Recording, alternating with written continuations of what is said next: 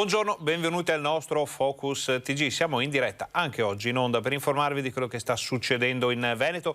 Come sempre saremo collegati fra poco con le nostre redazioni, soprattutto Padova e Vicenza oggi, per capire che cosa sta succedendo in quelle zone dal punto di vista delle ricadute del Green Pass, anche se sappiamo che dopo un po' di ruggine iniziale pare che non ci siano molti problemi in questo momento. Stiamo aspettando anche i dati dal pubblico, diciamo dai comuni, per capire se c'è stato un boom di assenze oppure se le cose sono poi proseguite senza intoppi come ci si aspettava. L'unica situazione in questo momento davvero complicata è ancora a Trieste, dove sappiamo che i portuali, i no Green Pass, i manifestanti hanno dormito in piazza questa notte. Pare che possano incontrare entro la settimana il ministro Patuanelli, è tutto ancora da capire, però questo vuol dire che la protesta proseguirà sicuramente per i prossimi giorni. Sono già arrivati i dati dell'emergenza coronavirus, quindi i dati dei contagi, i dati della pressione sanitaria, i dati dei vaccini, che sono molto, molto importanti per fare un po' il quadro della situazione. Ma noi, prima di vedere tutte le novità, facciamo un po' un riassunto di quello che è successo ieri a Trieste. Siamo un po' fuori zona rispetto al solito, però per quanto riguarda il nord-est, il Triveneto, insomma è importante parlare di questa area territoriale così vasta, così connessa e così fondamentale proprio a livello nazionale. Vediamo che cosa è successo ieri. Della legge, disperdetevi! Comincia così questa mattina dopo le 8 con il funzionario di polizia che intima ai manifestanti di disperdersi lo sgombero del varco 4 del porto, da venerdì scorso teatro del presidio anti-Green Pass. L'intervento delle forze dell'ordine era stato annunciato come probabile fin dalle prime ore del mattino. Numerosi mezzi blindati della polizia e gli agenti in tenuta antisommossa, e parte la prima carica con gli idranti in azione sui portuali, in prima fila e le altre persone presenti. Un lavoratore del porto viene investito dal getto degli idranti e si ferisce cadendo a terra. Viene soccorso, portato in ospedale. Intanto i manifestanti passano rapidamente da poche centinaia ad almeno 2000. In prima linea sempre il servizio d'ordine del CLPT, che cerca di limitare il contatto tra sostenitori no Green Pass e polizia. Come già nei giorni scorsi arrivano a sostegno della protesta molte persone da fuori città e fuori regione. I momenti di calma apparente si alternano a quelli di alta tensione. Altre persone accusano malori. Un manifestante rischia di restare schiacciato dalla folla. La polizia continua progressivamente ad avanzare, la folla ad arretrare in un crescendo di tensione. Si nota il lancio di alcuni oggetti, qualche agente alza i manganelli, c'è contatto tra i manifestanti e la polizia, che a quel punto tira fuori lacrimogeni. Siete perché c'è l'ipotesi del lancio. Eccoli qua i lacrimogeni. Allora siamo sempre in onda con la telecamera, ragazzi, mettetevi a lato, aspettiamo che la polizia passi. La folla comincia ad arretrare fino a raggiungere Viale Campi Elisi, dove anche la nostra troupe viene investita più volte dal fumo dei lacrimogeni. La situazione si fa incandescente, c'è preoccupazione tra i residenti della zona e gli elettori che in quel momento stanno andando a votare nel vicino plesso scolastico, raggiunto a distanza ravvicinata da alcuni lacrimogeni. Tutta la gente è andata in zona Campi Elisi, c'è qualche... Alcuni cassonetti vengono rovesciati sulla strada, un piccolo gruppo di persone rimane nelle vicinanze dell'ingresso portuale, dove tenterà anche di bloccare alcuni tir in ingresso attraverso dimostrazioni di resistenza passiva. Il gruppo più folto dà invece vita a un lungo corteo per le vie cittadine, che approderà infine in Piazza Unità. Queste erano le immagini che ci arrivavano dalla nostra redazione di Trieste. Adesso torniamo in Veneto, cominciamo a fare un po' un tour di quello che è successo con il Green Pass, fra problemi e invece cose che sono andate subito a regime. Vediamo per esempio come è andata a Belluno per quanto concerne il municipio. Un po' caotico anche perché c'erano le prenotazioni, quindi non capisco il motivo di tutte queste attese sinceramente. Pesante, dismisura proprio. Sarebbe ora che la smettessero. Inizio settimana difficile nei Covid point della provincia, presi d'assalto dopo l'entrata in vigore dell'obbligo esteso di Green Pass, lunghe code al centro tamponi di Paludi alle porte dell'Alpago. Io sono arrivata alle 11:30, avevo prenotato il tampone per fare il Green Pass per andare al lavoro a mezzogiorno, sono ancora in coda e mio figlio che doveva fare un molecolare per il calcio aveva appuntamento tra le 10 e mezzogiorno e siamo ancora in coda. Di oggi mi sono addirittura data il cambio col marito per riuscire a fronteggiare la coda. Nelle fabbriche la produzione continua, nessuno stop significativo è stato registrato, ma diverse sono le situazioni sorvegliate speciali, così a Palazzo Rosso, sede del comune di Belluno. La situazione è abbastanza buona, certo ci sono delle persone che non hanno il Green Pass, un po' meno del 10%, e questo crea alcuni disservizi, più che altro crea disservizi per gli altri colleghi che ovviamente devono sobbarcarsi anche il loro lavoro. Potrebbero esserci servizi a rischio e qui bisogna fare una valutazione molto attenta, perché ovviamente l'obbligo del Green Pass fa sì che i servizi, se per caso dovessero essere interrotti, i servizi per i cittadini, ovviamente si creerebbe anche una fattispecie di carattere penale, un'interruzione di pubblico servizio, e questo penso che sarebbe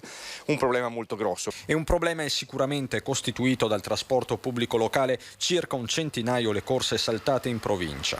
Siamo molto arrabbiati per questo, poi capisco che ci siano delle questioni organizzative, perché gli autisti che fanno il servizio urbano sono gli stessi autisti che fanno prima i servizi extraurbani e fra una corsa e l'altra fanno quelli urbani, quindi capisco che ci sia tutta un'organizzazione dietro. Noi siamo i più penalizzati però rispetto a questo.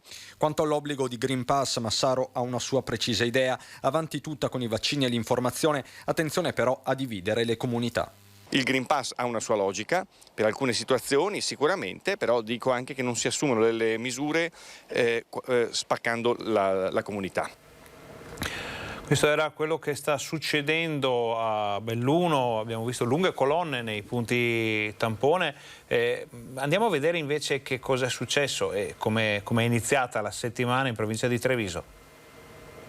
Io sono anche per il parere che in questo caso che anche le visite fiscali devono andare a carico del dipendente se viene beccato che fa il furbo. Giusto per dirla. È l'ora di finirla, è l'ora che questa minoranza non metta in condizione il paese di andare in crisi, e la minoranza non può prevalere sulla maggioranza del paese, su chi ha fatto il proprio dovere da cittadino, chi ha fatto il proprio dovere da lavoratore e che vuole mettere in sicurezza la propria famiglia. Non c'è spazio per le interpretazioni nelle parole del presidente della Camera di Commercio di Treviso Belluno Mario Pozza all'inizio della prima vera settimana di prova dell'obbligo esteso di Green Pass dopo l'esordio di venerdì 15. Sullo sfondo la stretta dell'ULSS 2 che ha annunciato controlli serrati sui certificati per malattia aumentati del 10% negli ultimi giorni, percentuale riscontrata dall'INPS anche nel bellunese. La coincidenza è sospetta, la ULSS fa bene, noi siamo assolutamente d'accordo sui controlli, sul presidio della democrazia, delle regole, perché se non si presidiano le regole ognuno poi fa quello che vuole e si rischia la deriva che abbiamo assistito in questi giorni. Proteste culminate proprio in questo lunedì al porto di Trieste, con la polizia che ha lanciato lacrimogeni sui manifestanti no Green Pass di fronte a una tensione crescente. Episodi che sottolineano sia dall'ente camerale che dal sindacato sono comunque limitati. In Veneto i disagi restano contenuti e la produzione continua. Tutto sommato leggiamo bene. Se avessimo predisposto però una campagna per i test in maniera più appropriata e più vicina nei territori, sicuramente non avremmo queste lunghe code. Comunque l'importante è non fermarsi. Le nostre imprese lavorano, qualcuna rallenta un po', però pensavamo molto peggio. Ai lavoratori scesi in piazza contro la certificazione verde si rivolge la CISL. I lavoratori, coloro che oggi manifestano, si uniscano a noi a manifestare per difendere la contrattazione, per difendere la crescita di questo Paese e i diritti delle persone. Come avete sentito, i temi sono molteplici, si intrecciano fra di loro. Da una parte il diritto al lavoro, da una parte il diritto a poter andare a lavorare con o senza Green Pass. Sono temi davvero complicati. Ci sono anche delle novità, perché notizia che proprio di pochi minuti fa pare che si possa iniziare finalmente a parlare di tamponi nelle aziende con i medici del lavoro, quindi la possibilità per i lavoratori di arrivare e di avere direttamente il tampone in azienda senza dover passare, con le immagini che abbiamo visto prima ad esempio da Belluno, queste colonne chilometriche, ore di attesa e perdite di tempo davvero impressionanti. Quindi la possibilità di averlo in azienda. Resta sempre il nodo economico, chi paga e a chi spetta poi l'onere di questi tamponi. Sono, come dicevamo, temi complessi che andremo a discutere nel corso della nostra informazione, ne parleremo di sicuro questa sera nei nostri telegiornali. Adesso però facciamo una brevissima pausa pubblicitaria. Voi state con noi perché noi torniamo fra pochissimo, siamo in onda fino alle 13:30 come tutti i giorni, dobbiamo ancora iniziare il giro dei collegamenti, torniamo fra poco.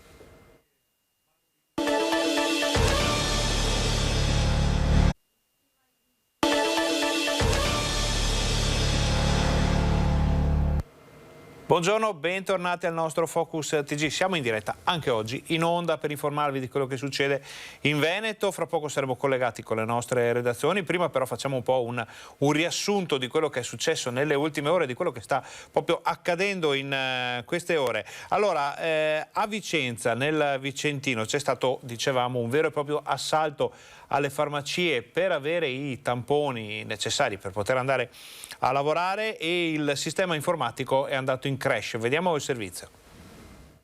Primo lunedì con l'obbligo del Green Pass per potersi recare al lavoro. Dopo l'avvio di venerdì, oggi è stata la prima vera occasione in cui è stata messa alla prova la macchina organizzativa che eroga il certificato verde a seguito di un tampone. Le farmacie, prevedibilmente prese d'assalto, si erano già organizzate per reggere l'urto, ma oggi il problema è stato un altro. Il problema questa mattina è stato un problema informatico, in quanto il portale della Regione Veneto per la registrazione dei tamponi è andato in tilt. Hanno dovuto attendere, penso, anche una qualche ora per poter inserire il risultato dei tamponi con i conseguenti ritardi del rilascio dei Green Pass. Quindi i lavoratori sono andati in ritardo al lavoro?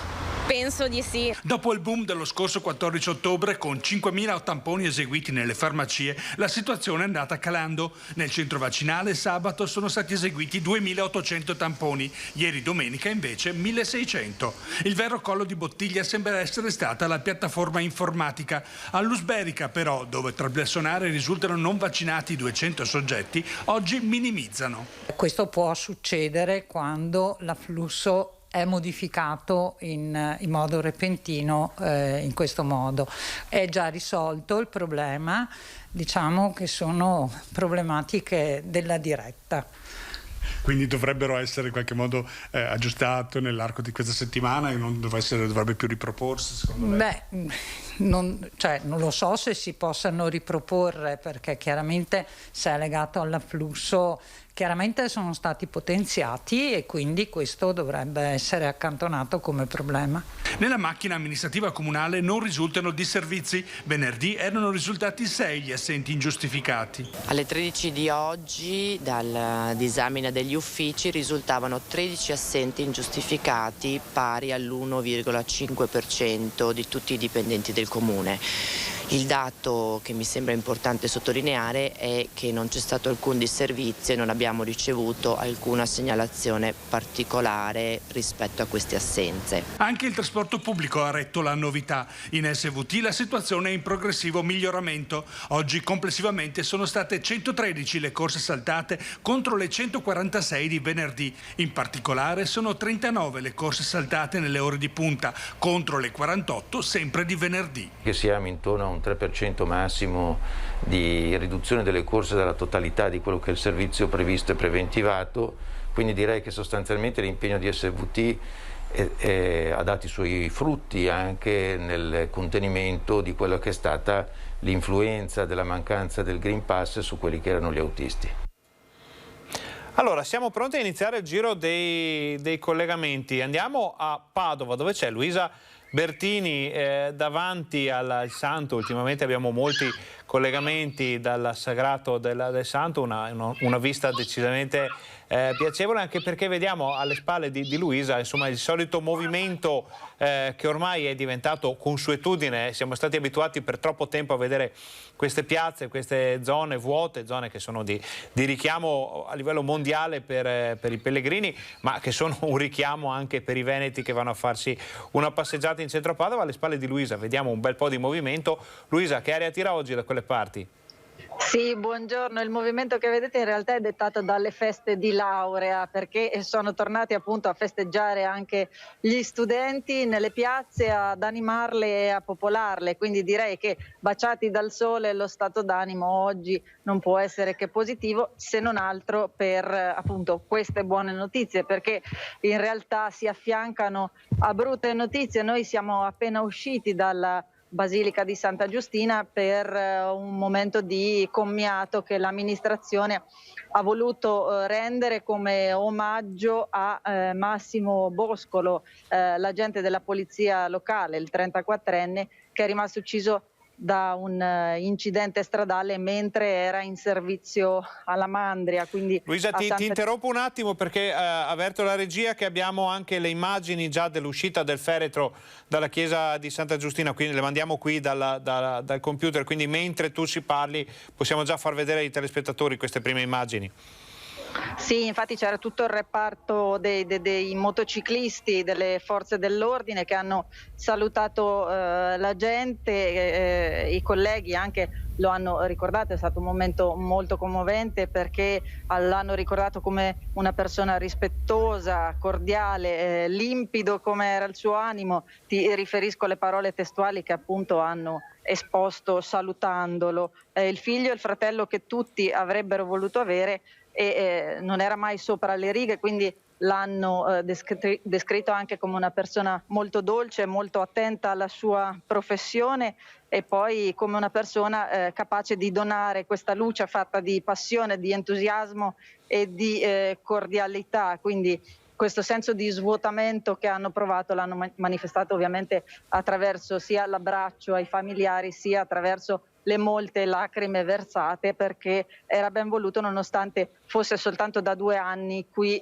in servizio a Padova, perché è originario di Chioggia Sottomarina, dove oggi al Duomo di Chioggia alle 3:30 si svolgerà la cerimonia, quindi i funerali al Duomo di Chioggia. Ricordo anche che hanno ricordato che questo atto di amore da parte dei parenti che hanno deciso per la donazione degli organi, che permetterà a Massimo ovviamente di vivere anche in altre vite. Ecco, certo. Quindi un saluto estremamente commovente. Luisa, so che abbiamo anche notizie di politica oggi dal territorio.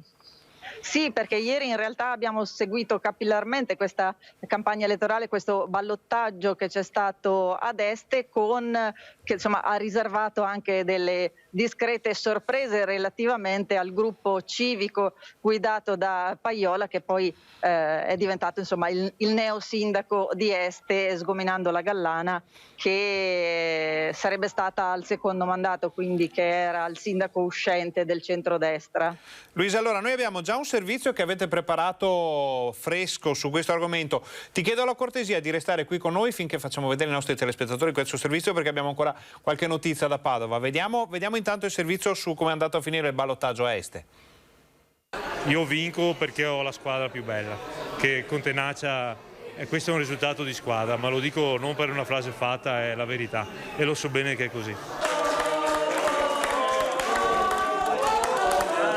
E proprio con la sua squadra ha festeggiato tra lacrime, abbracci e brindisi il neoeletto sindaco di Este Matteo Pajola, che ha rimontato al ballottaggio ribaltando di fatto il risultato del primo turno, superando Roberta Gallana, alfiere del centrodestra, al di là di ogni aspettativa. Una rimonta delle civiche che lo ha portato al risultato del 53,6% contro il 46,4% della Gallana. Complice il fatto di aver catalizzato i voti del centro-sinistra, dei candidati esclusi dal ballottaggio, pur senza apparentamenti ufficiali. Negli ultimi giorni, dopo il passaggio al primo turno, dopo la non vittoria della Roberta Gallana al ballottaggio, lo pensavo un risultato possibile, avendo visto la città spaccata in due. Ecco, quanto ha pesato, diciamo, il voto del PD e comunque del centro-sinistra? È stato chiaramente determinante, c'è tutta una parte di città che ha votato chiaramente degli altri candidati sindaci che non si è riconosciuta nell'amministrazione uscente, che ha votato il sottoscritto, e quindi chiaramente questa è una lettura molto semplice ma di cui bisogna tener conto. Un vento di centrodestra che non ha influenzato Este per Paiola, che ha puntato la campagna elettorale sulla restituzione dell'ospedale di Schiavonia, già ospedale Covid. Ma credo che qui il centrodestra non vinca, perché intanto paga forse 5 anni di amministrazione con poco dialogo, e poi paga anche la scelta non sua ma anche non aver lottato contro una scelta di trasformazione dell'ospedale di Schiavonia in Covid Hospital. Credo che un messaggio al sottoscritto sia anche un messaggio che chi deve ascoltare deve farlo in questo senso. Un senso di squadra di cui terrà conto, e ora si guarda alle priorità. Le priorità sono subito fare una squadra che si metta al lavoro in modo efficace, e poi bisogna assolutamente, per temi importanti quali la sanità e le infrastrutture, fare una rete con gli altri comuni per lavorare assieme, perché la bassa ha delle sfide importanti che vanno vinte tutti assieme.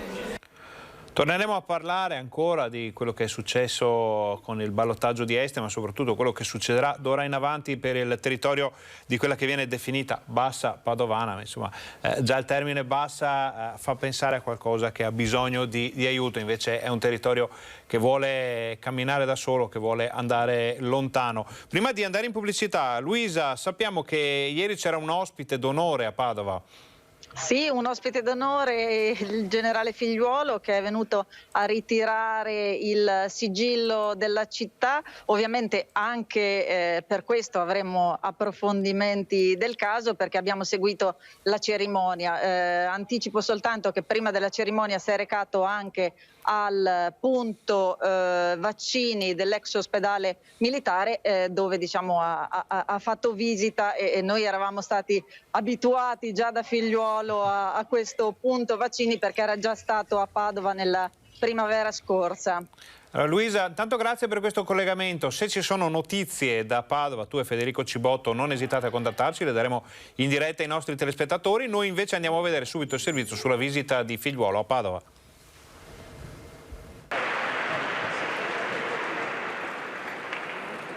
Padova accoglie così al suo ingresso a Palazzo della Ragione il generale Francesco Paolo Figliuolo, commissario straordinario per l'emergenza Covid.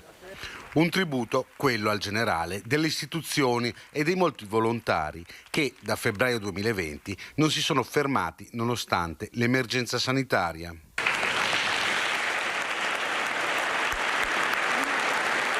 Il sigillo della città ha suggellato questa unione con Padova e il Veneto, un modello, quello padovano e regionale, che il generale ha voluto riproporre anche su scala nazionale. Padova è un laboratorio di buone pratiche e, come ho citato poc'anzi, tutta la parte del tracciamento sicuramente per me è stato essenziale confrontarmi con l'Università di Padova e con il presidente Zaia per portare un modello che poi è stato in gran parte accettato dall'Istituto Superiore di Sanità e l'abbiamo implementato in tutte le scuole. La visita del generale Figliuolo arriva in un momento in cui la curva pandemica, grazie agli sforzi dei cittadini, sta calando.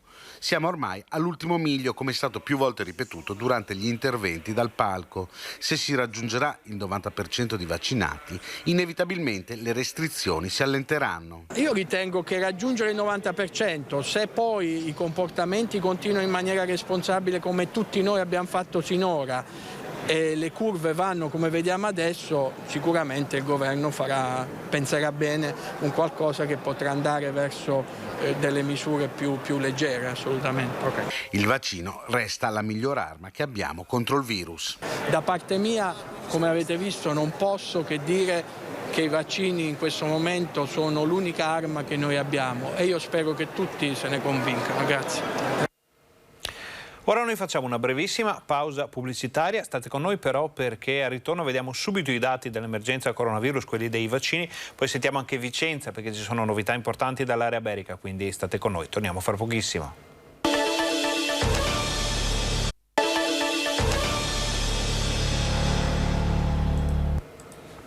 Buongiorno, bentornati al nostro Focus TG. Noi siamo in attesa di poterci collegare con la nostra redazione vicentina per capire quali sono le ultime notizie, le più fresche dall'area iberica. Prima di andare in collegamento con Vicenza, vediamo assieme i dati che ci arrivano dall'azienda Zero della regione del Veneto, e sono dati interessanti perché intanto una notizia veramente buona: siamo scesi, come era preventivabile, sotto quota 9.000. Ci sono meno di 9.000 persone attualmente positive in Veneto. Questo è il dato che è arrivato pochi minuti fa in redazione, sono dati aggiornati a questa mattina. Quindi oggi in Veneto ci sono meno di 9.000 persone positive al Covid, è un numero in calo deciso ormai da giorni. Sono 294 le nuove positività riscontrate con i tamponi dei giorni scorsi, sono 475.138 i veneti che sono risultati positivi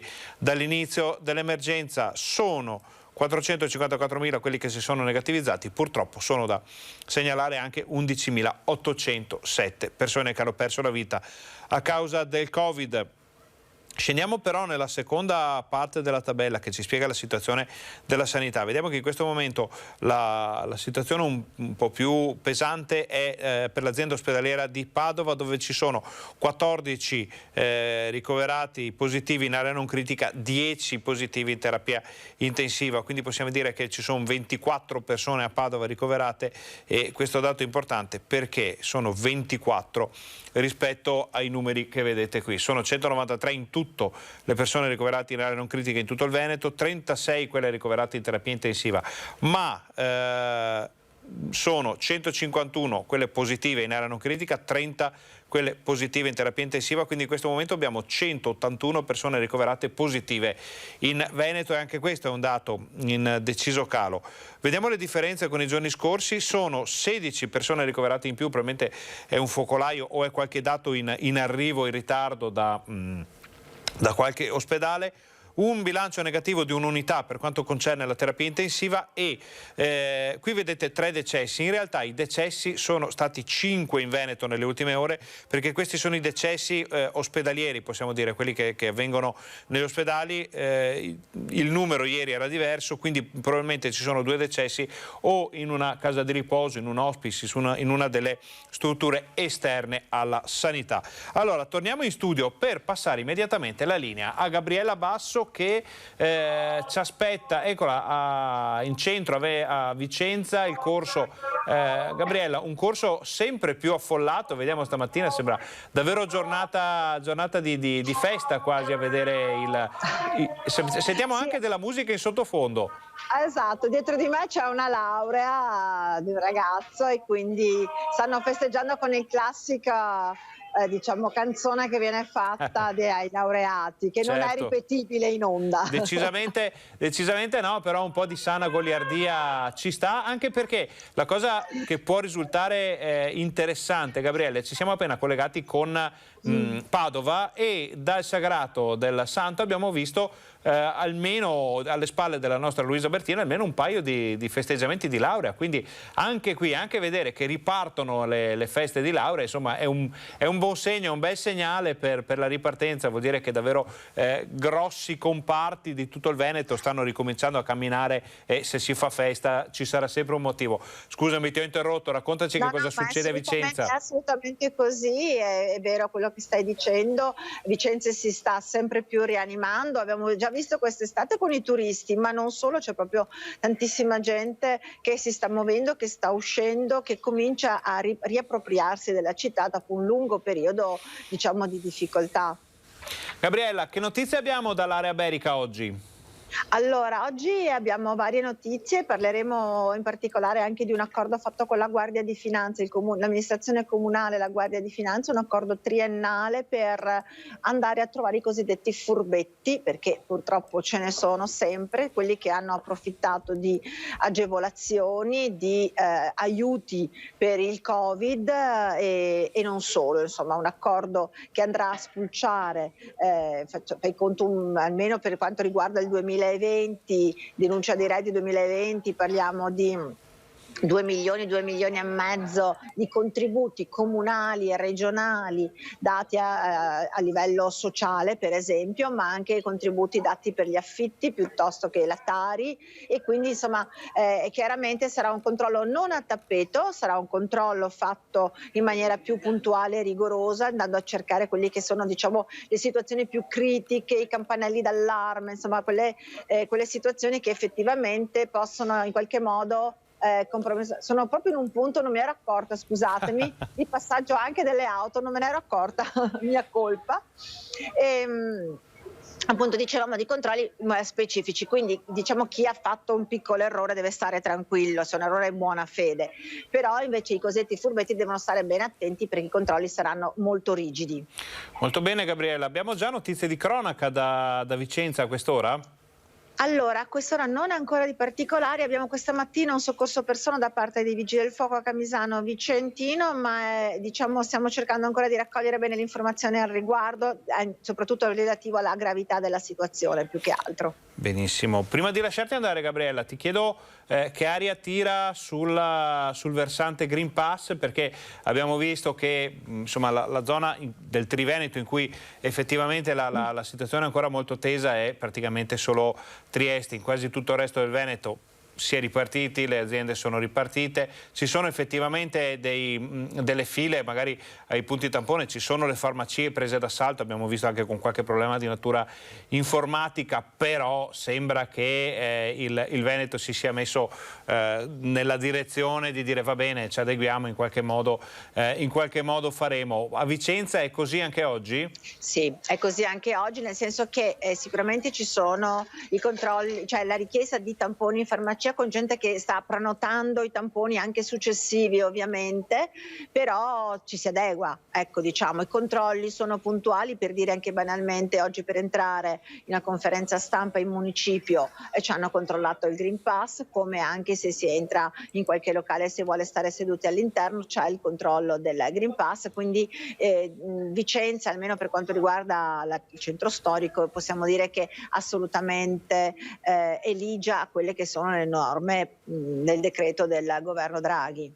Gabriella, intanto grazie per questo primo collegamento. Naturalmente, come tutti i giorni, se ci sono notizie da Vicenza, non esitare a contattarci, le daremo in diretta ai nostri telespettatori. Per tutto il resto diamo appuntamento al TG Vicenza di questa sera, che è in questo periodo un TG molto di approfondimento. Abbiamo sempre tanta cronaca, ma stiamo approfondendo, stiamo scavando all'interno di queste notizie sul Green Pass, sulle novità, sulle tensioni anche che si creano, per raccontare Vicenza e la sua provincia sempre al meglio ai nostri telespettatori.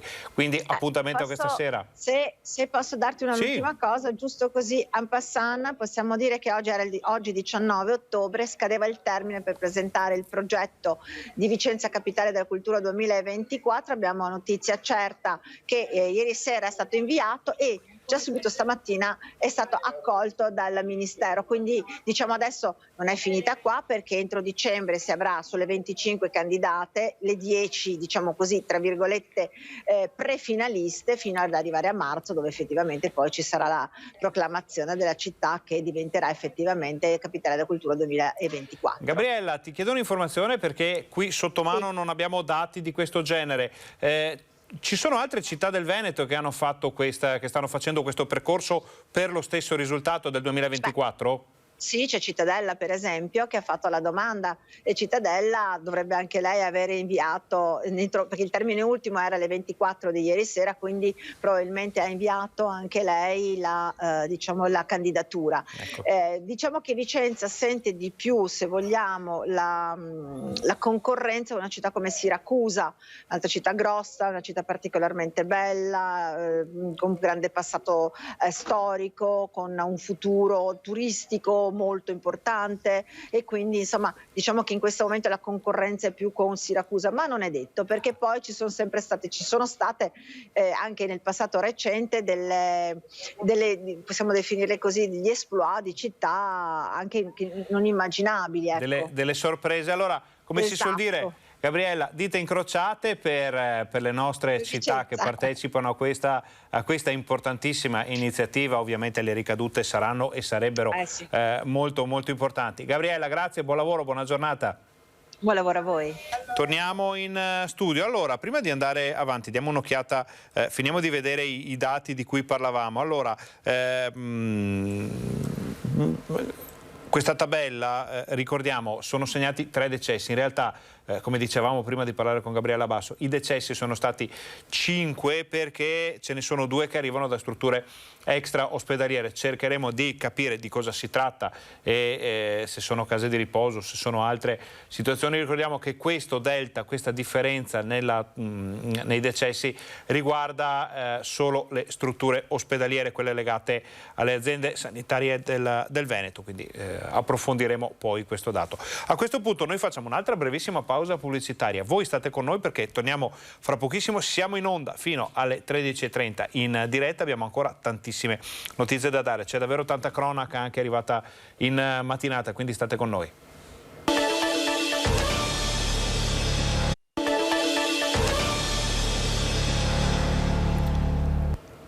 Buongiorno, bentornati al nostro Focus TG. Abbiamo sentito le ultime notizie dalle nostre redazioni di Padova e Vicenza. Adesso arriva una notizia davvero triste dalla zona della Pedemontana, perché è mancata improvvisamente il sindaco di Schiavon, Mirella Cogo. L'amministrazione comunale ha inviato una nota in cui ricorda che Mirella Cogo è stata sindaco dal 2009 fino a questa notte, quando è mancata per l'aggravarsi improvviso di una malattia che l'aveva colpita qualche tempo fa.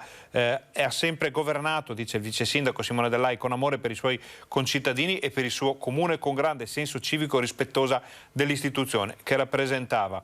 Una lunga lettera che riprenderemo poi nel corso della nostra informazione. Naturalmente al lutto dei cittadini di Schiavon si unisce il cordoglio della redazione di Rete Veneta, della nostra emittente. Ricordiamo che solo pochi mesi fa era mancato anche il sindaco di Rozzo, Aldo Pellizzari. Un malore l'ha colpito mentre si trovava in vacanza in Toscana. Sono lutti che colpiscono queste piccole comunità molto unite. La nostra redazione si sta occupando anche di raccogliere interviste, dichiarazioni, ricordi da parte di chi conosceva, di chi ha lavorato e di chi ha condiviso la vita quotidiana di Mirella Cogo. Sono molteplici le segnalazioni che arrivano, molteplici i messaggi di cordoglio. Ad esempio ce n'è uno del vicepresidente della Regione del Veneto, del Consiglio regionale del Veneto, Nicola Finco, che dice: oggi la comunità di Schiavon perde un grande sindaco, donna forte, leale, tenace e combattiva, che si è sempre spesa per il bene della sua comunità e non solo. Quindi tantissime le dichiarazioni d'affetto, una notizia che nonostante il sindaco di Schiavon non stesse bene ultimamente, nessuno si aspettava con questa violenza, con questa davvero velocità. Allora arriva intanto la conferma di quello che vi avevamo detto poco fa, che l'ULSS 7 Pedemontana abilita i medici competenti delle aziende per rilasciare i Green Pass, quindi una piccola rivoluzione. Resta da capire, e questo lo capiremo poi sentendo i vertici dell'ULSS 7, le aziende, chi paga? Una bella domanda che bisogna sempre farsi quando si parla di rapporti fra pubblico-privato e delle situazioni che stiamo vivendo anche in questi giorni. A proposito di critiche, vediamo, restando a Vicenza, quelle che sono gli spigoli e le contraddizioni del Green Pass. Dici Green Pass e già tutto è stato detto. Poco resta da raccontare, nulla da scoprire. Rimangono le ipotesi, qualche domanda e niente più, del genere: quanto durerà l'era del Green Pass? Verranno modificate le regole? Piaccia o non piaccia, la certificazione verde, che ha spaccato l'opinione pubblica e che ha sollevato critiche e proteste di piazza, da venerdì 15 ottobre, quando è diventata obbligatoria per tutti i lavoratori, a Vicenza non ha avuto ripercussioni dolorose sui servizi pubblici, né ci sono state assenze pesanti nelle aziende private. Insomma, a giudicare da questi primi giorni, il Green Pass obbligatorio non richiede interventi o modifiche urgenti, semplicemente perché la sua introduzione è stata praticamente indolore per il mondo produttivo Esecutivo vicentino. Semmai si può discutere delle sue disfunzioni, delle inevitabili contraddizioni a cui il Green Pass ha portato. Se in un ambiente di lavoro la sicurezza sanitaria è prioritaria, perché nei supermercati o nei tribunali o sugli autobus del trasporto locale autisti, commessi e dipendenti devono avere la certificazione verde, ma non utenti e clienti? E perché se il governo non impone l'obbligo vaccinale per avere il Green Pass, la vaccinazione è gratuita mentre l'alternativa, i tamponi, sono a pagamento? Questi i temi di discussione, di scontro, di confronto nei palazzi della politica, così come nelle piazze o nei bar, tra avventori in piedi senza Green Pass e quelli seduti perché hanno la certificazione. Ad oggi sono diversi i cittadini che chiedono di modificare le rigidità del Green Pass, allungando la validità dei test da 48 a 72 ore e calmierando i prezzi dei tamponi. Un aiuto dello Stato, piuttosto che far pagare 15, magari ridurlo un pochino e sicuramente aiutare anche chi non può permettersi di fare il tampone, perché sono 45 ore a settimana e 200 e passa al mese. La trafila dei tamponi insomma diventa pesante e anche a Vicenza la gente chiede che le leggi vengano incontro a chi lavora. Siamo qui a fare il tampone e speriamo che questa lunga trafila finisca presto, che le leggi vengano incontro anche a chi lavora. Fatto sta che il Green Pass ha tutto per sopravvivere fino al 31 dicembre del 2021, data ad oggi di scadenza dello stato di emergenza. Prima di abolire la certificazione verde bisognerà riaprire al 100% alcune attività come le discoteche e poi gradualmente eliminare l'obbligo delle mascherine. A Vicenza però i cittadini non hanno fretta. Mi sembra una norma fatta abbastanza bene, per cui credo che vada bene così. Io non lo cambierei il Green Pass, anzi lo estenderei a livello europeo. Al momento mi va bene così, non andremo mica avanti all'infinito, cioè si chiuderà prima o dopo il cerchio, no? Quello della settimana scorsa, l'inizio della nuova era del Green Pass, quello di venerdì, tanto per capirci, è stata una sorta di stress test, un test per iniziare ad avvicinarci invece a quello che è successo ieri, ovvero l'inizio vero e proprio dell'era del Green Pass con tutto a regime. Vediamo com'è andata nella zona della Pedemontana. Dopo lo stress test di venerdì 15 ottobre inizia la prima settimana di Green Pass obbligatorio al lavoro. Come sono state gestite dal personale aziendale incaricato l'organizzazione, il rispetto delle tempistiche e le eventuali problematiche? Siamo tornati a Rosà, nella ditta I Milani, per verificare se dopo i primi approcci con la nuova normativa la situazione sia rimasta gestibile e senza intoppi. Dopo anche qualche decreto attuativo e qualche FAQ del governo che ci ha un po' aiutato anche a delimitare le linee guida e approfondirle, anche oggi la situazione è stata del tutto positiva, devo dire. Agli ingressi il personale era dotato di un tablet per autocontrollarsi il Green Pass e tutto è filato per il meglio. C'è stato qualcuno che non è riuscito ad organizzarsi con i tamponi perché effettivamente le farmacie sono piene, per cui questo dovrà essere una cosa che si dovrà definire nel corso del tempo, però anche oggi devo dire tutto sommato un bilancio più che positivo. Ma numeri alla mano, fra venerdì e questo inizio di settimana quante assenze si contano? Il bilancio è 2 persone, possiamo dire, uno venerdì e uno oggi. Ecco, un po' per scelta, un po' per organizzazione appunto con il tampone presso le farmacie, però il bilancio 2 su 85. Guardando oltre la stretta attualità, pensando al futuro, quali sono le preoccupazioni per un imprenditore? Mi preoccupano soprattutto i nostri collaboratori che hanno deciso di fare 3 tamponi a settimana. Adesso sono partiti rispettando le regole, però non so fra qualche settimana, il mese prossimo, perché avere questo ritmo non lo so se alla fine si stancheranno e potremo avere dei problemi in futuro. Sentiamo ancora un po' di opinioni sul Green Pass, tema divisivo, lo sappiamo, è anche molto polarizzante. Inizia la prima vera settimana del Green Pass obbligatorio nei luoghi di lavoro. Siamo venuti a Marostica a chiedere cosa ne pensano i lavoratori e i cittadini di questa scelta, se condividono le polemiche oppure si schierano dalla parte di chi aderisce e ha il certificato verde. Bisogna farsi il vaccino per me, basta, bisogna vaccinarsi. Favorevole al Green Pass, sì. Anche io. Quindi scelta giusta, lei ha il Green Pass? Sì, anche io. Condivido la proposta, non condivido chi protesta. Io condivido la scelta del Green Pass sui posti di lavoro, sì.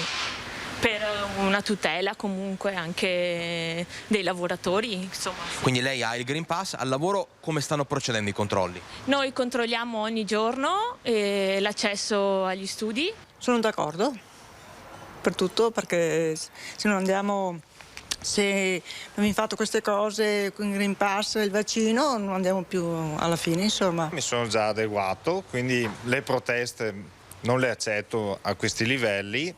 Io resto fermo dell'idea che secondo me un anno fa eravamo molto presi male. Adesso, grazie al Green Pass e quindi al vaccino, stiamo vivendo un periodo abbastanza felice per il momento.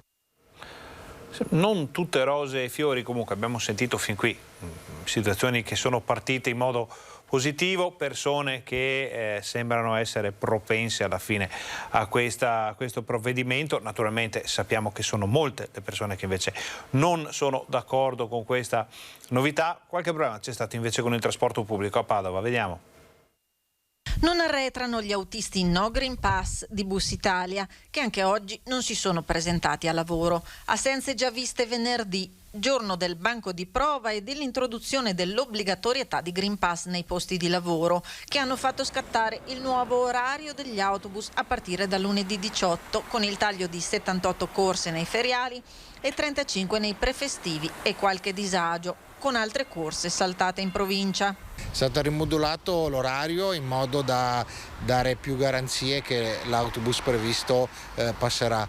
Purtroppo ci troviamo di fronte a una situazione in cui un'ottantina di lavoratori non si sono presentati al lavoro anche oggi, più una decina di malattie in più rispetto alla media, e questo fa sì che, nonostante il nostro intervento, ancora qualche corsa stia saltando. Una trentina di loro ha messo in campo una protesta volta a sottolineare quello che considerano un paradosso: da lavoratori tenuti ad esibire la certificazione verde e da utenti no. Gli autisti dei bus sono quindi saliti a bordo da viaggiatori senza guidare, ma l'amministrazione conta che la situazione rientri in breve tempo. Pare un po' come anche a livello nazionale che siano un po' i primi giorni, quelli un po' critici, nella speranza di vedere cosa farà il governo, se metterà i tamponi gratuiti. Il governo però sembra andare avanti, quindi io confido che, superata questa settimana in cui noi abbiamo anche previsto forti sconti per la mobilità in sharing, oltre al bonus taxi perché non ha possibilità di muoversi ad esempio in bicicletta, ecco che speriamo che, superata questa settimana in cui ci si debba un po' assestare, la prossima si possa tornare finalmente alla normalità. E ci sono anche dei medici segnalati per dubbie esenzioni rispetto al pagamento del Green Pass, ed è corso al tampone anche nel veneziano. I primi giorni con l'obbligo di Green Pass per i lavoratori fanno registrare un aumento delle assenze per malattia e anche alcuni casi molto dubbi di rilascio di certificati di esenzione dal vaccino. Il problema emerge ogni volta che ci sono situazioni di questo tipo, ha dichiarato il dottor Scassola, segretario della Federazione dei Medici di Base di Venezia. Ma i dati mostrano che l'aumento di certificati di malattia è limitato, tra il più 6 e il più 12%, secondo i calcoli dell'INPS. Non sempre però diagnosticare una malattia è possibile per il medico, quindi spesso ci si basa sul rapporto di fiducia. Diverso invece il caso di 2 medici specialisti veneziani che avrebbero rilasciato certificati discutibili di esenzione dal vaccino a pazienti che in realtà non presenterebbero reali condizioni di controindicazione. È stata la FIMG a segnalare i casi all'ordine dei medici. Si tratta di medici che stanno comunque continuando a operare e che quindi non rientrano tra coloro che sono stati sospesi per essersi rifiutati di sottoporsi al vaccino. Il presidente dell'ordine dei medici veneziani però conferma che al momento non ci sono segnalazioni di rilascio di Green Pass fasulli. Intanto, grazie alla vaccinazione frazionata effettuata in ambito protetto all'ospedale All'Angelo, una persona tra i rari casi di coloro a rischio reazione allergica al vaccino anti-Covid è riuscita a effettuarlo. Nei prossimi giorni avverrà lo stesso con altri casi. Chiudiamo questa nostra ampia, effettivamente, pagina dedicata al Green Pass, al coronavirus, con i dati delle vaccinazioni.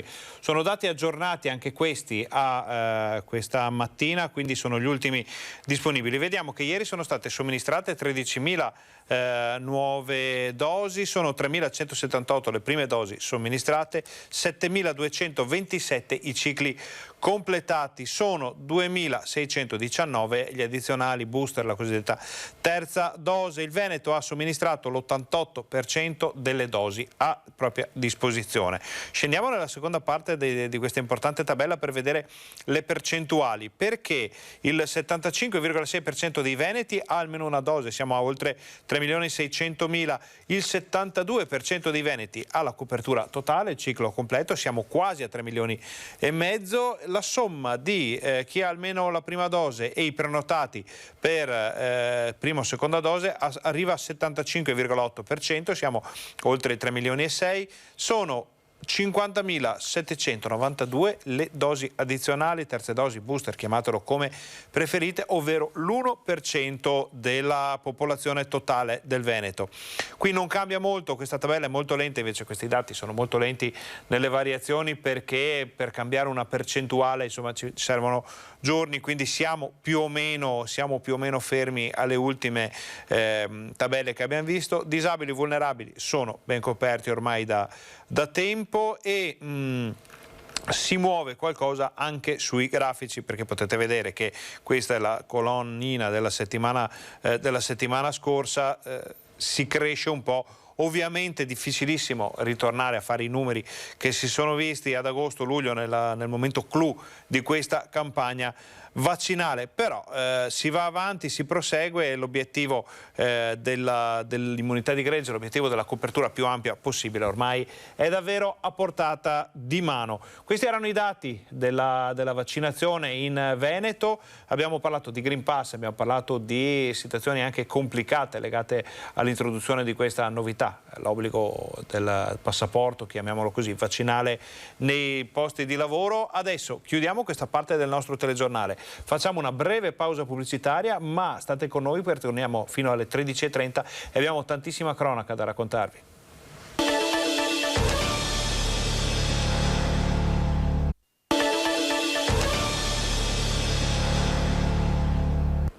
Buongiorno, bentornati al nostro Focus TG. Apriamo l'ultima parte della nostra informazione, saremo in onda fino alle 13:30 con una notizia che ci arriva dall'ANSE in questo momento. Ci dice che per Confartigianato in Veneto l'export è oltre i livelli pre-Covid. Primo semestre del 2021 a 33 miliardi di euro, erano 31 nel 2019.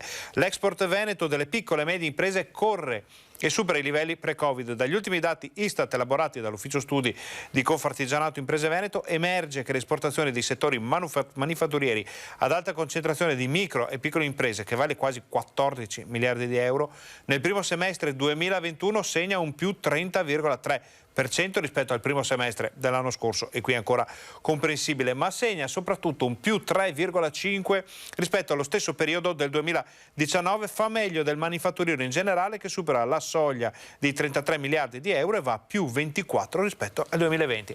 Dati che ci confermano che siamo ormai ripartiti in un modo o nell'altro, non tutti contenti di come si è ripartiti, però siamo effettivamente ripartiti. Questi dati lo confermano, sono veramente interessanti. Cercheremo anche qui di avere dichiarazioni e approfondimenti su questo tema di economia, che sono numeri ma ci dicono molto della realtà di questo momento in Veneto. Passiamo allora invece alla pagina della cronaca, perché questa mattina c'è stato un incidente stradale molto grave in A4, una persona è morta, un'altra è rimasta ferita gravemente. Si tratta di uno scontro fra due mezzi pesanti avvenuto nel tratto autostradale a 3 corsie della 4 poco prima di Roncade in direzione Trieste. Un furgone ha tamponato un autoarticolato fermo nella piazzola di sosta. Nell'impatto è morta una persona, mentre l'altra che era con quest'ultima nel furgone, è rimasta gravemente ferita. Sul posto hanno operato per i rilievi la messa in sicurezza la Polizia Stradale, il 118, i Vigili del Fuoco, il personale di Autovie Venete. Per consentire l'arrivo dei soccorsi sono state chiuse le corsie di marcia, quella veloce del breve tratto dell'incidente. Andiamo avanti, torniamo invece all'incidente avvenuto l'altra notte fra Altivole e Riese. Purtroppo il conto di quest'anno è un conto tragico, è il quarto ragazzo, perché si è trattato sempre di ragazzi giovani di Riese che muore in un incidente stradale. Questo groviglio di lamiere è quanto rimane della Fiat 500 dove ha perso la vita il 31enne Dennis Parolin. Immagini che raccontano da sole la velocità d'impatto della vettura prima contro questo palo elettrico, successivamente sul guardrail di questo ponticello. Siamo nel punto dove via De Gasperi dal Tivole diventa via degli Alpini e siamo a confine con Riese, dove Dennis viveva con i genitori e 2 fratelli. Operaio in una ditta di serramenti al Tivole, chissà quante volte ha percorso questa strada fino a ieri, poco dopo la mezzanotte, quando stava tornando da una festa di compleanno. I segni sull'erba indicano come la 500 dopo una doppia semicurva abbia continuato la sua traiettoria uscendo di strada. L'assenza di segni di frenata farebbe pensare ad una disattenzione o un colpo di sonno fatale. Fatale perché tutto l'impatto si è concentrato sul lato guida, con il corpo del giovane sbalzato sull'asfalto, mentre l'auto si conficcava sulla spalletta di metallo del ponticello.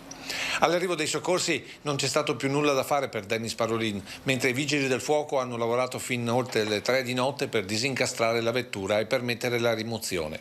Tra i primi a portare conforto alla famiglia oggi il sindaco Matteo Guidolin, in rappresentanza di una comunità particolarmente colpita in questi ultimi mesi. Perché 4 ragazzi morti in 6 mesi è inaccettabile e insopportabile per la nostra comunità. Andiamo avanti, sempre siamo nel Trevigiano perché sono in corso le ricerche di una persona che è scomparsa nel Sile, ma forse non abbiamo ancora alcuna informazione da questa notizia che ci è arrivata pochissimi istanti fa, quindi andiamo avanti, andiamo a vedere quello che poteva essere potenzialmente un incidente gravissimo, ma invece si è rivelato tutt'altro.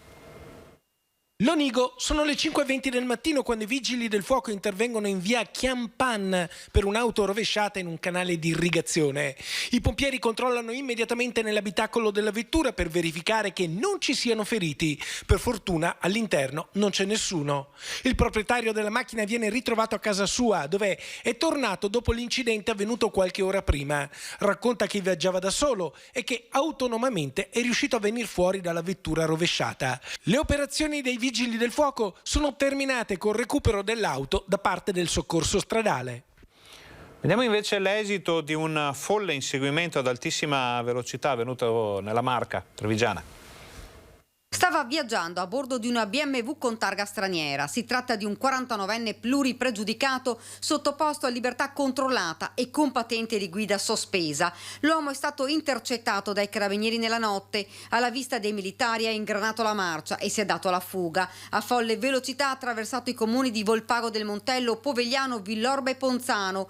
Qualche volta ha rallentato quasi a fermarsi lungo alcune strade, ma quando i carabinieri scendevano dall'auto rimetteva in moto e fuggiva nuovamente, rischiando fra l'altro di investire i militari. 3 le pattuglie intervenute per bloccare il 49enne, una delle quali giunta in rinforzo da Treviso. Dopo quasi 30 km di inseguimento la BMW è stata bloccata in via Povegliano di Ponzano Veneto. L'uomo è stato arrestato. Oltre a tutti i reati commessi è risultato positivo all'alcol test ed in possesso di un taglierino. Ora dovrà rispondere di resistenza pubblico ufficiale, porto abusivo di oggetti atti ad offendere e guida in stato di ebbrezza. Questi al momento i reati contestati. Portato in caserma a Montebellune, il 49enne è stato processato per direttissima.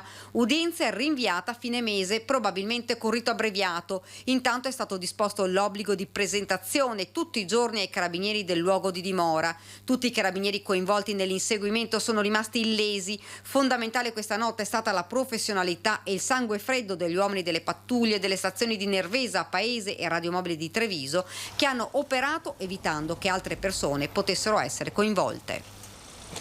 Durante il Focus TG di ieri vi avevamo parlato di un incidente che era avvenuto nella mattinata. Non si capivano bene le dinamiche e i contorni di questo incidente, perché alcune fonti parlavano di un pedone investito, altre parlavano di un tamponamento o di uno scontro. Ecco che cos'era successo.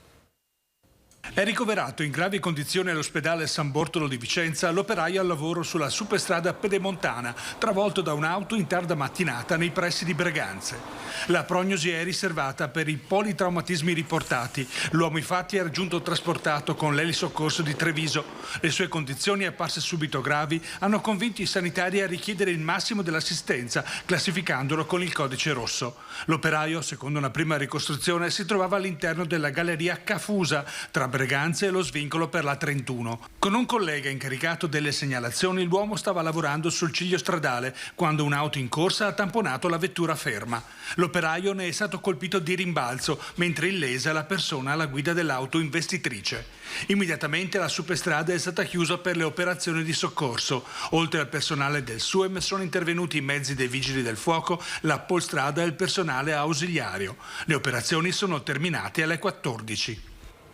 Ancora cronaca, ma stavolta parliamo di furti avvenuti a Mestre. Sabato mattina, quando siamo arrivati per aprire il negozio, abbiamo trovato tutto messo in disordine. Raid di furti e tentati furti a Mestre in Viale San Marco nella notte a cavallo del fine settimana scorso.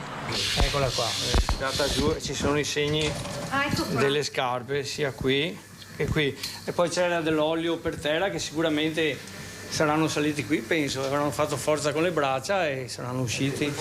3 negozi nel mirino dei ladri, l'ortofrutta dei produttori, di fronte alle poste per intenderci. Hanno portato via un po' di effetti personali, un po' di attrezzi che usiamo qui per una pinza, un qualcosa che ci serve per lavoro, una cassettina, un cellulare aziendale, il fondo cassa che hanno rovistato dappertutto e l'hanno trovato. Poi hanno rovistato dentro agli armadietti e hanno portato via delle cose ridicole, una scatola di mascherine intera, scatole di fazzoletti di carta. Con i ladri che si sono spostati dopo il semaforo in via Sansovino in direzione Venezia per tentare il secondo colpo, anche al panificio Gastronomia Zanetti, andato però a vuoto. Non sono riusciti a entrare, tutto qua. Perché questa si apre, questa vetrata? L'altra sì, questa è scorrevole, però essendo chiusa dall'interno loro non sono riusciti a passare. Quindi il terzo colpo, il furto, sempre con scasso, alla vicina macelleria Bonotto.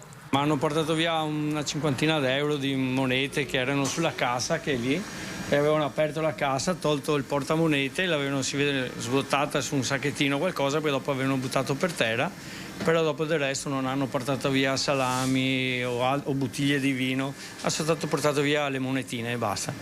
Ladri acrobati certamente più che minuti, visto che i negozi in cui è andato a segno all'assalto sono stati passati al setaccio forzando le piccole finestrelle di anta ribalta. Bottini risicati, ma salati i danni. Che hanno sforzato nell'angolo, era l'unica un po' con una fessura un po' aperta, e l'hanno sforzata e sono entrati da là. I danni? Però i danni perché hanno storto anche la molla della porta che non si apriva, abbiamo dovuto toglierla e raddrizzarla un attimino, se no non si apriva la porta, e adesso sostituiremo la zanzariera, è una spesa anche quella alla fine, per pochi spiccioli, giustamente come diceva lei. Già la seconda volta che entra? È già la seconda volta, sì, per l'altra volta erano entrati di là, sempre stesso motivo, però l'altra volta è stato un po' peggio, perché hanno portato via anche carne sottovuoto e bottiglie di vino e altre robe. Invece questa volta si sono accontentati degli spiccioli. L'incidente in Pedemontana di ieri si configura quindi come un incidente sul lavoro. C'è stato anche un grave infortunio sul lavoro nell'Alta Padovana. È ricoverata in gravissime condizioni in ospedale a Padova la donna di 62 anni, operaia della Filtessil di San Giorgio in Bosco. Mancavano pochi minuti a mezzogiorno quando la donna è rimasta impigliata con il camice da lavoro nella macchina su cui stava operando. Nel tentativo di liberarsi la donna sarebbe rimasta schiacciata. Subito è scattato l'allarme provvidenziale, l'arrivo dei carabinieri della stazione di Tombolo che hanno praticato il massaggio cardiaco all'operaia in attesa dell'arrivo dei sanitari del 118. In questo momento la donna si trova ricoverata in prognosi riservata. Sull'incidente è stata aperta un'inchiesta affidata allo Spisal. Chiudiamo la pagina della cronaca, apriamo quella della politica, dell'attualità, perché dopo le elezioni, dopo le votazioni, dopo le nomine dei sindaci e creazione dei consigli comunali arrivano le prime giunte. C'è per esempio quella di Carmignano di Brenta.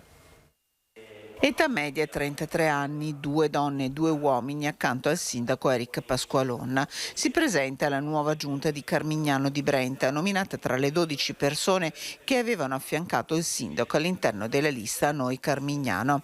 Una riconferma al vice sindaco Andrea Bombonati, riconfermate anche Iside Cervato con delega alla sicurezza ed Elisa Paiusco, assessore al sociale. New entry Alberto Lucietto allo sport.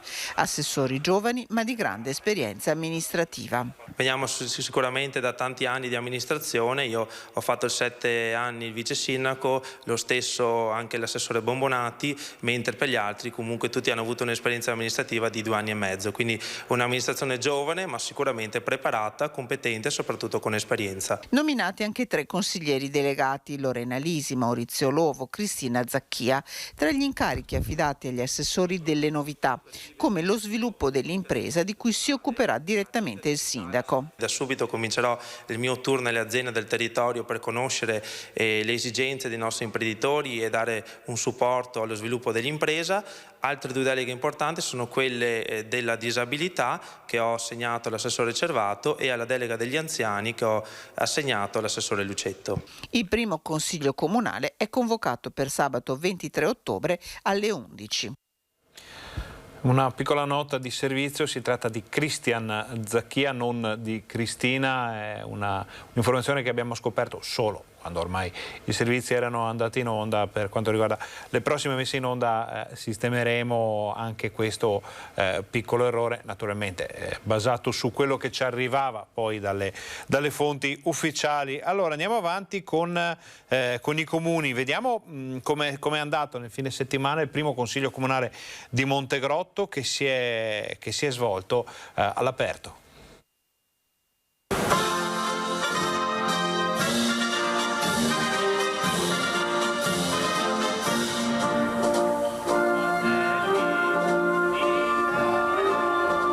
Nazionale è iniziato a Montegrotto il primo consiglio comunale dopo la riconferma del sindaco Riccardo Mortandello. In un assolato pomeriggio autunnale sono molti i cittadini che si sono presentati in Piazzale Roma per assistere al primo consiglio comunale. Giuro di osservare lealmente la Costituzione italiana. Davanti ai consiglieri e alla cittadinanza il sindaco ha giurato di seguire la Costituzione. Un consiglio comunale che segna anche una ripartenza dopo i mesi bui della pandemia. Innanzitutto un segnale di ripartenza per la pandemia, ma la disaffezione alla politica nasce prima dalla pandemia. Dobbiamo avere il coraggio, e noi lo faremo con un programma molto chiaro, di riportare le persone ad occuparsi della cosa pubblica, a intervenire sui grandi temi, sapendo che poi esistono degli organismi atti a decidere. Ecco, quello che tante volte manca è una decisione, perché molte volte anche le decisioni più impopolari sono in realtà quelle corrette, quindi bisogna sensibilizzare i cittadini alle dinamiche politiche per renderli protagonisti nella costruzione non soltanto del futuro di Montegrotto Terme, ma a mio modo di vedere anche nella costruzione di un'Italia migliore e diversa nel futuro e di un'Europa più solidale tra i popoli. Presentata anche la nuova giunta che vede la riconferma di 4 membri su 5. Unica novità, l'assessorato per Duilio Fasolato. Il largo consenso popolare ricevuto, oltre il 53% dei consensi, premia non solo i candidati alla carica di consigliere, ma a mio modo di vedere premia anche il lavoro di una giunta che ha trovato nel 2016 una situazione veramente difficile e che in pochi anni ha fatto dei risultati eccezionali. Quindi si inizia all'insegna, diciamo, di quanto è stato seminato per raggiungere nuovi traguardi. Voltiamo pagina, ma andiamo in archivio questa pagina politica, andiamo a vedere un po' di attualità, ad esempio un'esposizione decisamente diversa dal solito in Prato della Valle a Padova. Prato della Valle si è colorato di azzurro polizia e del verde e blu di CAV per una giornata di presentazione e conoscenza. Sorvegliati dal volo del drone, questo che vedete è specializzato proprio nel controllo delle condizioni dell'asfalto, la concessionaria ha presentato nuovi mezzi di controllo come questo furgoncino mobile, un vero e proprio ufficio su strada, e i mezzi di soccorso. Presentiamo le ultime novità che sono presenti nel mercato e la tecnologia che Concessioni Autostradali Venete utilizza. Noi abbiamo l'onore di essere tra le concessionarie più all'avanguardia tecnologicamente, abbiamo la control room mobile, siamo tra gli unici in Europa, con un furgone completamente elettrico, abbiamo un parco elettrico che è oltre al 30% e conta di arrivare al 70% nel giro dei prossimi 3 anni, abbiamo un sistema di assistenza con droni. Un passaggio che va fatto perché si trova proprio sui 3 principali corridoi europei, quindi è vero CAV è una piccola società, resta il fatto che è una società assolutamente fondamentale per quello che riguarda la mobilità non solo del Veneto, di tutta Italia e anche di parte dell'Europa. Molti cittadini che hanno ammirato le auto della Polizia di Stato presenti in Prato della Valle, come la Lamborghini che ha fatto sentire il suo rombante motore.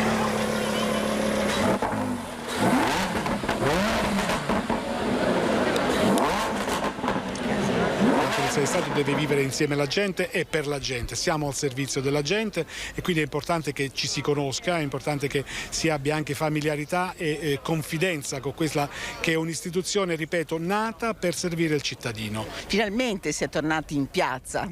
Ma direi proprio di sì, poi ripeto, non pensavo onestamente che ci fosse così tanta gente, ma il richiamo di queste autovetture, ma il richiamo deve fungere un po' da cartina di tornasole perché è giusta l'informazione. Invece andiamo in altopiano perché nel fine settimana è stato tumulato nel sacrario dell'Aiten un caduto, un milite ignoto austro-ungarico della Prima Guerra Mondiale.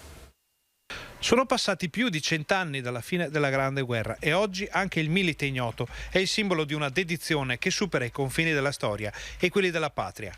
E così gli oltre 50.000 caduti, noti e ignoti, che riposano nel sacrario dell'Aiten di Asiago, hanno accolto un altro fratello, spogliato della sua identità da quasi un secolo di permanenza nei pressi del tratto trevigiano del Piave. Di lui si sa solo che vestiva la divisa dell'esercito austro-ungarico, nulla più. Ma tanto basta ad aprirgli le porte del sacrario dell'altopiano, dove è stato tumulato domenica su precisa richiesta della Croce Nera austriaca. La cerimonia è avvenuta alla presenza delle autorità civili e militari altopianesi, del presidente nazionale dei Fanti Gianni Stucchi e di Germano Baù, presidente di zona dell'associazione. Presente anche il tenente colonnello Giuseppe Margoni, direttore del sacrario dell'Aiten. La messa, alla quale hanno partecipato le associazioni combattentistiche ed Arma, è stata ufficiata dal cappellano militare dei Carabinieri del Veneto, Don Corrado Tombolan, perché queste ossa non diventino solo un altro numero negli ossari del Veneto, ma un nuovo impegno di memoria e un monito verso le nuove generazioni, per non dimenticare mai. Cambiamo decisamente argomento, vediamo una vittoria di Rete Veneta a Vicenza. Via Valles, là dove c'erano dei pannelli arrugginiti, dei cartelloni pubblicitari abbandonati, ora c'è? Oh, non c'è più niente! Eh sì, perché vi ricordate? Proprio qui in Via Valles i residenti avevano chiamato Rete Veneta per chiedere che quei pannelli arrugginiti abbandonati fossero eliminati una buona volta. E noi avevamo preso questo impegno, portando la loro voce alle autorità competenti. Ricordate? Quello sicuramente è un problema che abbiamo verificato, l'abbiamo rivisto anche nelle vostre immagini e va affrontato assolutamente e quanto prima, perché non è decoro urbano, non è bello vedere un tabellone abbandonato da tempo. Questo l'impegno che si era assunto l'assessore Mattia Ierardi. Ebbene, torniamo a oggi e possiamo ammirare finalmente un bel panorama pulito, sole, aria, si può finalmente respirare. E già, via quei brutti pannelli, sono stati eliminati, l'assessore ha mantenuto la promessa e allora andiamo a rendergliene merito. Beh, io ringrazio della pazienza le persone, ringrazio voi perché con la marcatura uomo che ci avete fatto avete portato a casa un risultato per i cittadini prima di tutto, quindi siamo riusciti a risolvere una problematica anche grazie alla vostra collaborazione di Rete Veneta. Bene, ringraziamo l'assessore Mattia Iarardi che ha mantenuto la promessa, ma i più contenti di tutti chi sono? Ma sicuramente loro, i residenti di Via Valles. Andiamo a sentirli. Bravissimi, complimenti.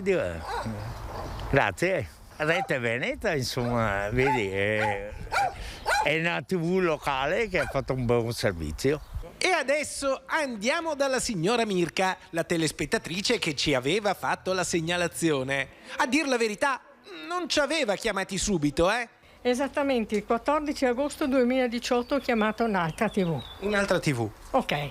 Nessuna risposta, non sono stati come voi altri che vi siete attivati a venire a vedere. Ha chiamato noi? Sì. Non ha chiamato Rete Veneta? Poi, guardando sempre il telegiornale vostro, che viene fuori, e se hai problemi davanti a casa tua, sono rimasta strabiliata, ragazzi, perché nel giro di 2 o 3 giorni siete venuto fuori a vedere cosa si trattava. E questi qua c'è ancora il silenzio. Silenzio assoluto. E intanto abbiamo risolto. Avete risolto, siete stati bravi e devo ringraziarvi. Si respira, aria nuova. Ah, insomma, è contenta? Contentissima, siete bravi, siete in gamba, perché mantenete la parola. Bene. E questo è molto molto importante. E allora facciamo così, insieme, pollice in su, missione compiuta. Esatto, missione compiuta. Grazie, sempre tante grazie a Rete Veneta. Missione compiuta quindi dalla nostra redazione vicentina. Restiamo a Vicenza per l'annuncio della Domenica Ecologica in città. Noi come AGSM IM Gruppo Valore Ambiente operiamo normalmente anche di domenica e quindi per noi non è una cosa diversa dal solito. Quello che invece è diverso è che aderiamo all'iniziativa del Comune di Vicenza per la giornata ecologica del 24 ottobre e quindi prestiamo il nostro supporto e il nostro servizio ai volontari che raccoglieranno i rifiuti in aree designate della città.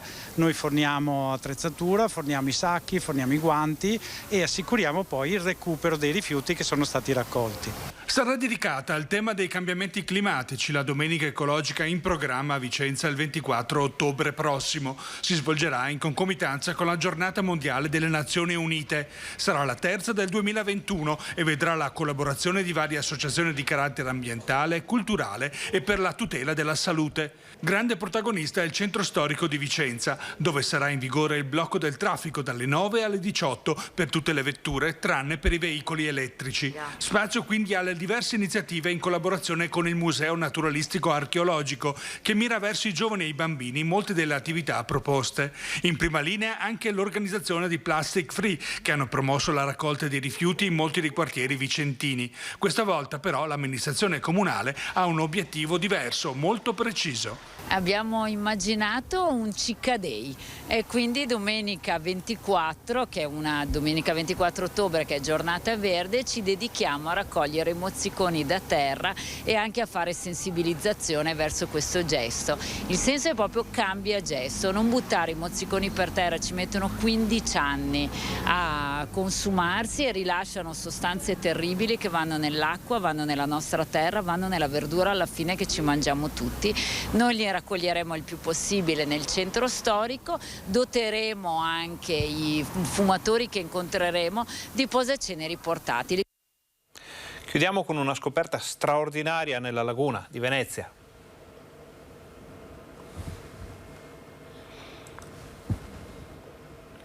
Il servizio scavi archeologici nella zona del Cavallino. L'indagine archeologica a Lio Piccolo, nei pressi di Cavallino Treporti, ha certificato per la prima volta la presenza di una struttura romana nella zona settentrionale della laguna di Venezia. Il punto di partenza erano reperti recuperati negli anni 90 che già documentavano la frequentazione dell'area durante il periodo romano e tardo romano, ma mai, come in questo scavo, erano tornati alla luce tanti elementi. Da un lato abbiamo materiali come reperti e questi sicuramente ci danno delle risposte già chiarissime sulla frequentazione durante il periodo romano, tardo romano dell'area e anche sul tipo di frequentazione, quindi il tipo di attività. Ma poi abbiamo anche, non proprio materiali in senso stretto, ma strutture che quindi sono ancora più importanti per certi aspetti perché ci danno proprio la funzionalità specifica dell'area. La campagna di scavo ha verificato la presenza di strutture legate ad una possibile villa marittima di età romana, vale a dire una grande azienda ittica di 2000 anni fa. Se ne ravvisano magazzini e strutture di stoccaggio attorno ad uno spazio centrale, forse una vasca o un'area di raccolta, probabilmente legata al ciclo lavorativo del sale. Le strutture più importanti, partendo dalle più antiche, sono intanto la presenza di un grande, lo definirei monumentale, edificio ligneo con grandi pilastri circolari di legno e travi dormienti che si vede lì dietro quello che rimane delle fondazioni, che andava probabilmente a coprire questa struttura e di stoccaggio e questa vasca acquea. La cronologia di queste attività sarà stabilita dalle analisi di frammenti di anfora, di ceramica da cucina, di monete e di elementi lignei. Poi bisognerà anche capire quale forma avesse all'epoca la laguna. Il sito intanto è già stato visitato da scolaresche di Cavallino Treporti. Nel momento in cui un luogo diventa anche esperienza e lo portiamo dentro il nostro cuore, ecco là la cultura ha colto nel segno, proprio perché diventa elemento fondamentale della vita, della nostra vita sociale. Questa era l'ultima notizia del nostro telegiornale. Ringraziamo Renzo Rigona, Alessandro Costacurta e Alberto Piovesan per la regia. Ringraziamo tutti i nostri colleghi che ci hanno permesso di portare nelle vostre case tutte le notizie più fresche dal Veneto. Ringraziamo voi per essere stati con noi anche oggi per il Focus TG. Vi diamo appuntamento ai TG Bassano, TG Vicenza di questa sera per tutto quello che non è stato detto fin qui e per gli approfondimenti di rito, come si suol dire. E per il resto vi auguriamo un buon pomeriggio.